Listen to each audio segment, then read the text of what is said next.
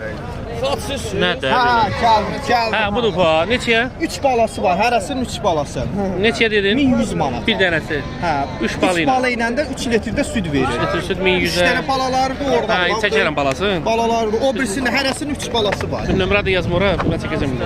070 Hə. 247 Hə. 47 47. Ünvanda Mehtaban. Hə, 3 balı ilə. 3 bala, 1100-də. 3 bala. Hə.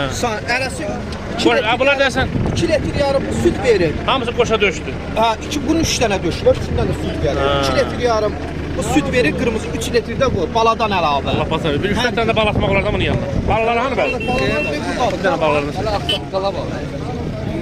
Ha. Hala balalar. Hə, bu da onların balaları. Bu kırmızılar var, ha bu da görsən. Ay maşallah. Hə. Bax odur, bax bu kırmızı bala, bax bu baladır. Erkək bala. 3 bal ilə. Hə, elə balası elə 200 manatdan. Hə.